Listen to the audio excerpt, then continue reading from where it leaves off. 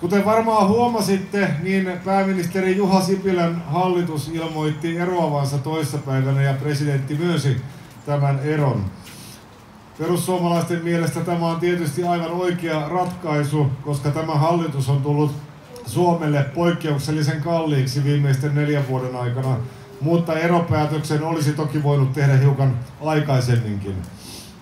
Keskustalle ja kokoomukselle nähtävästi iski vaalipaniikki ja ne päättivät lähteä nyt muutamaksi viikoksi leikkimään oppositiota ennen vaaleja.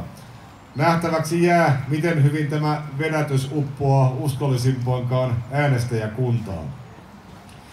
Eduskuntavaaleihin on nyt reilu kuukausi aikaa. Olette varmasti kiinnittäneet huomiota sellaiseen asiaan, että media ja puolueet pyrkivät jatkuvasti tekemään näistä vaaleista jonkin asian, yhden asian vaaleja. Käydään siis kilpailua siitä, mistä aiheesta vaalien alla pitäisi puhua ja mistä asiasta ihmisten pitäisi huhtikuussa äänestää. Jokainen puolue tietenkin puhuisi mieluiten itselleen rakkaimmasta ja helpoimmasta aiheesta. Vielä viime syksynä kaikki olivat sitä mieltä, että näistä tulee ilmastovaalit. Sitten joulukuussa ja tammikuussa, kun turvapaikanhakijoiden tekemät seksuaalirikokset Oulussa ja muualla maassa tulivat julkisuuteen, niin alettiin kauhistella, että tuleekohan näistä sittenkin maahanmuuttovaalit. Helmikuussa puhuttiin vanhusten hoivapalvelujen ongelmista ja ennustettiin vanhusvaaleja. Ja nyt sitten hallituksen hajottua ollaan sitä mieltä, että näistähän tulee sote-vaalit. Kokoomus ja demarit haluavat lisäksi tehdä näistä vaaleista kansanäänestyksen pääministeristä, koska vallitsevassa Gallup-tilanteessa se sopii kokoomukselle ja demareille. Eduskuntavaalit eivät kuitenkaan ole, eivätkä ne voi olla minkään yhden asian vaalit. Huhtikuussa valitaan eduskunta, joka joutuu seuraavien 4 vuoden aikana ottamaan kantaa mihin tahansa eteen tulevaan asiaan. Osa näistä seuraavan hallituskauden teemoista voidaan jo ennustaa ennalta, mutta yllätyksiäkin varmasti tapahtuu. Ja sen takia äänestäjän on syytä katsella suurta kuvaa, eli sitä, minkälaisia ovat puolueiden perusarvot ja peruslähtökohdat, koska niiden pohjalta voidaan aika hyvin ennustaa, minkälaisia ratkaisuja puolueet tulevat yksittäisissä asioissa tekemään. Ja näistä perusarvoista aion puhua hiukan tässä puheenvuorossani. Me perussuomalaiset olemme isänmaallinen, kansallismielinen puolue. Meidän perusarvomme ovat Suomi ja suomalaiset.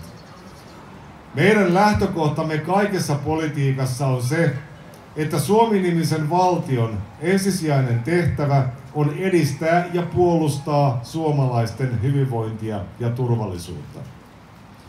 Toisinpäin ajateltuna, päättäjillä ei meidän mielestämme ole oikeutta tehdä sellaisia ratkaisuja, jotka vahingoittavat suomalaisten hyvinvointia ja turvallisuutta.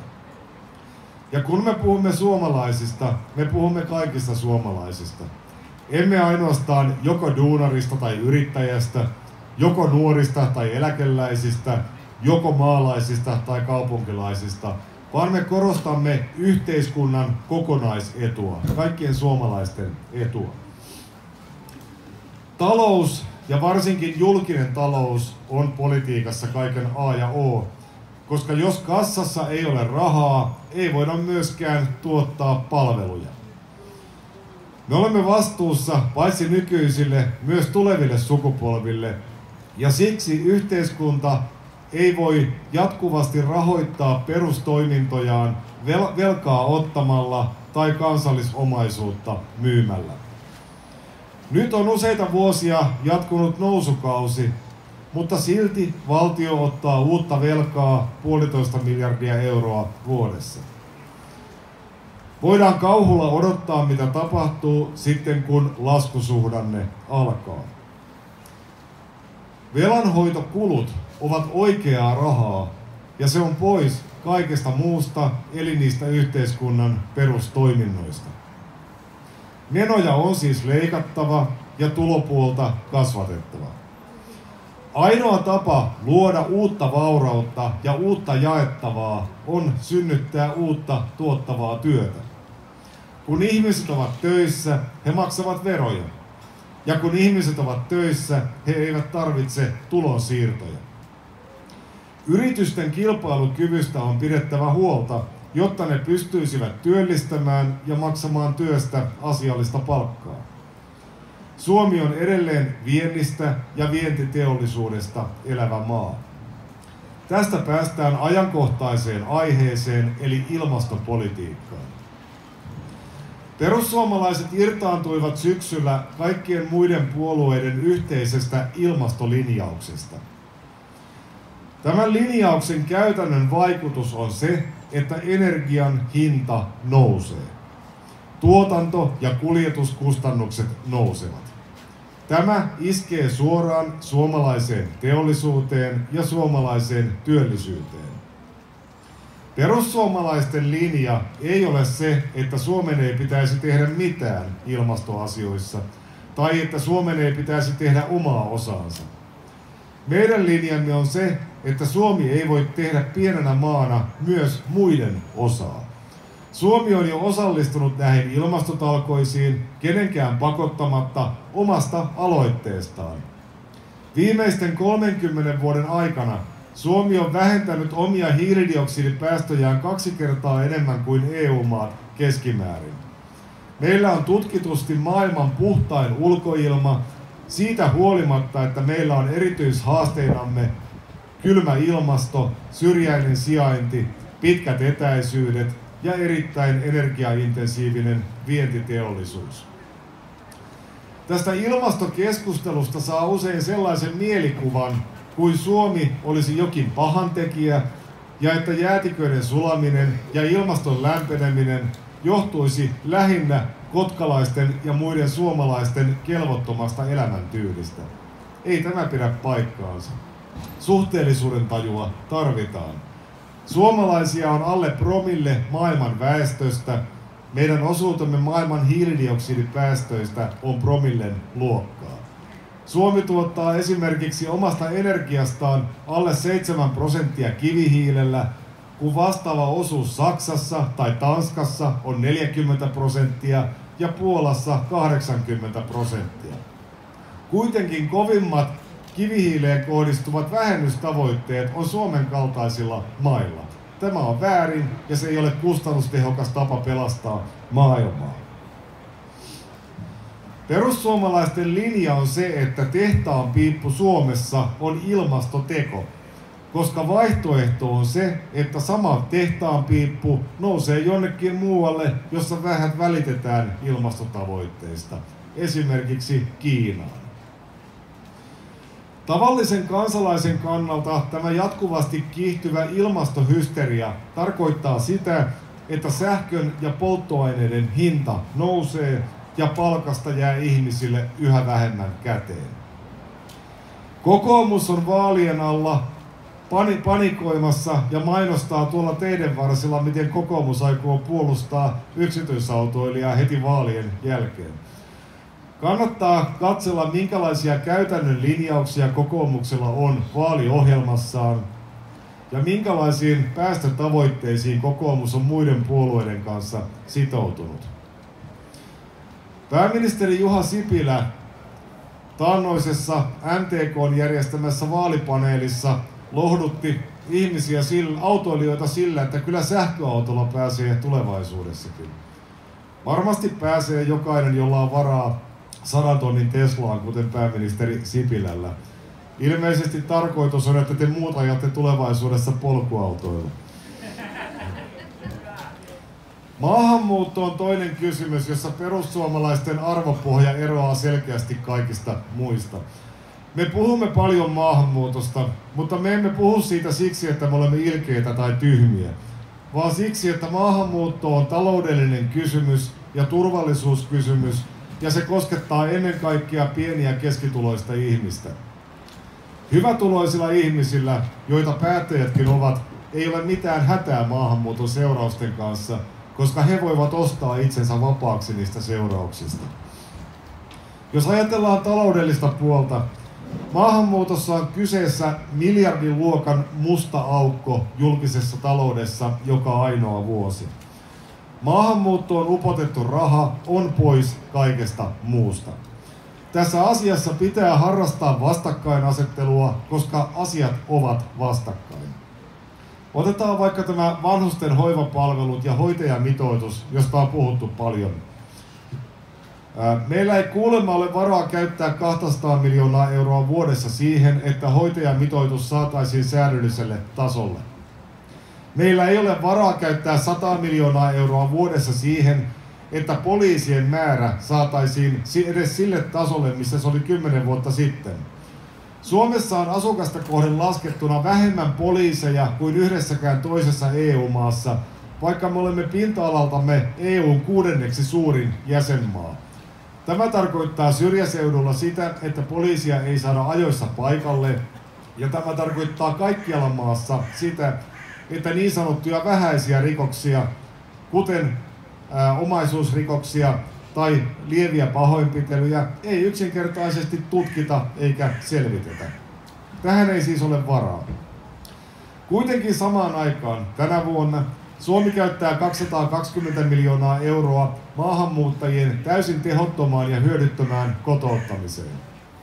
Suomi käyttää tänä vuonna 150 miljoonaa euroa vastaanottokustannuksiin, vaikka maahanmuuttokriisi on kuulemma ohitse ja nyt eletään normaaliaikoja. Suomi käyttää tänä vuonna 350 miljoonaa euroa ulkomaalaisille maksettaviin työttömyyskorvauksiin. Kukaan ei edes kysy, mistä nämä rahat tulevat tai että onko meillä tähän varaa. Pikkutyttöihin kohdistuneet raiskaukset ja ahdistelu Oulussa ja muualla maassa ovat muistuttaneet siitä, että maahanmuutolla ja nimenomaan huonolla maahanmuutolla on myös inhimillinen hinta. Ja sen hinnan maksaa tavallinen kansalainen. Tismalleen sama kehitys on nähty kaikissa länsimaissa, joihin on kohdistunut laajamittaista maahanmuuttoa lähinnä takapajuisista islamilaisista maista. On tyhmyyttä ja itsensä pettämistä kuvitella, että nämä ongelmat katoaisivat kotouttamisella tai hyysäämisellä tai maahanmuuttajamiesten seksuaalikasvatuksella. Eivät katoa. Maahanmuuton ongelmia voidaan ehkäistä ja ratkaista vain määrätietoisella ja tiukalla maahanmuuttopolitiikalla. Toisin kuin muut puolueet ja media haluavat teidän uskovan, näihin ongelmiin on olemassa realistisia, vaikuttavia keinoja. Ne keinot löytyvät perussuomalaisten maahanmuuttopoliittisesta ohjelmasta. Kehotan tutustumaan. Nyt kun vaalit lähestyvät, niin puheet kovenevat myös entisissä hallituspuolueissa. Muistutan, että syksyllä 2015 pääministeri Sipilä esitti avoimen kutsun lupaamalla talonsa Kempeleestä turvapaikanhakijoiden käyttöön. Täysin riippumatta siitä, mitä Sipilä tarkoitti tällä kutsullaan, se levisi reaaliajassa pitkin arabiankielistä mediaa ja seuraukset tunnetaan. Silloinen sisäministeri Orpo oli syksyllä 2015 sitä mieltä, että ei ketään voi estää tulemasta Suomeen, ketään ei voi palauttaa Irakiin tai Afganistaniin ja että tulijoiden motiivien kyseenalaistaminen on rasismia. Nyt vaaleihin on aikaa kuukausi, ääni on toinen kellossa. Samat puolueet, samat ministerit esittävät julkisuudessa toimenpiteitä, jotka on ensinnäkin kopioitu perussuomalaisten maahanmuuttopoliittisesta ohjelmasta ja jotka toiseksi leimattiin vielä vuosi pari sitten ihmisoikeussopimusten ja perustuslain vastaisiksi. Kysymys kuuluu, miten tyhminä ja huonomuistisina kokoomus ja keskusta ihmisiä pitävät. Vasemmistosta ei viitsi edes puhua, ne ovat kannattaneet tätä samaa politiikkaa jo vuosikymmenten ajan. Sanon vielä muutaman sanan työvoimapulasta, joka on kestopuheenaihe. Huutava työvoimapula on väijynyt kulman takana koko minun aikuisikäni 80-luvun lopulta lähtien, mutta nyt sitä puhutaan taas erityisen kiihkeästi. Elinkeinoelämä ja sen poliittiset jatkeet valittavat jatkuvasti työvoimapulaa ja vaativat työperäisen maahanmuuton tuntuvaa lisäämistä. Puheissa puhutaan huippuosaajien houkuttelemisesta, Mutta tosiasia on se, että huippuosaajat pääsevät Suomeen jo nyt täysin esteettä niin EU:n sisältä kuin EU:n ulkopuoleltakin. Ja tämä on hyvä asia, näin pitääkin olla.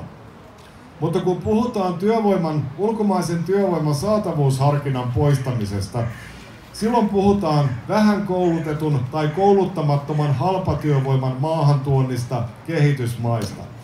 Ja tätä halpatyövoimaa halutaan Suomeen polkemaan palkkoja ja pitämään ne alhaalla matalapalkkasektoreilla, suorittavan työn sektorilla.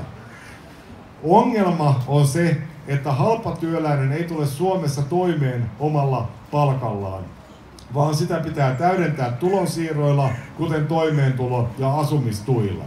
Nämä tietysti rahoitetaan verorahoilla. Eli suomeksi sanottuna elinkeinoelämä haluaa ulkoistaa yksityisen sektorin palkkakustannukset veronmaksajalle. Tämä ei ole perussuomalaisten käsitys markkinataloudesta. Töihin löytyy kyllä tekijöitä Suomesta tai vähintäänkin EU-ETA-alueelta, jos työstä maksetaan asiallinen palkka. Tähän päästään vain, jos yritysten kilpailukyvystä pidetään huolta ja jos julkisen rahan kippaaminen maahanmuuton kaltaisiin kohteisiin lopetetaan. Mikä siis on perussuomalainen vaihtoehto näissä vaaleissa muille puolueille? Meillä on 3 periaatetta. Ensinnäkin Suomen pitää lopettaa yli varojensa eläminen. Velkaantuminen pitää pysäyttää ja kansallisomaisuuden myyminen lopettaa. Toiseksi, ja tämä on tärkeintä, asiat on kyettävä panemaan tärkeysjärjestykseen. Meidän mielestämme julkista rahaa pitää käyttää suomalaisten terveydenhoitoon, koulutukseen ja turvallisuuteen, eikä nopeasti kasvavan toimettoman maahanmuuttajaväestön ylläpitämiseen. Kolmanneksi, ilmasto- ja veropolitiikan pitää olla sellaista, että Suomessa on mahdollista yrittää ja menestyä ja työllistää ihmisiä, ja että tavalliselle ihmiselle jää palkastaan ja tuloistaan jotakin käteen. Kiitän ajastanne, arvoisa yleisö, ja muistutan, että täällä on paikalla oman vaalipiirinne nykyisiä ja tulevia perussuomalaisia kansanedustajia. Kehotan juttelemaan ja haastattelemaan ja tervetuloa keskustelemaan myös minun kanssani. Kiitos.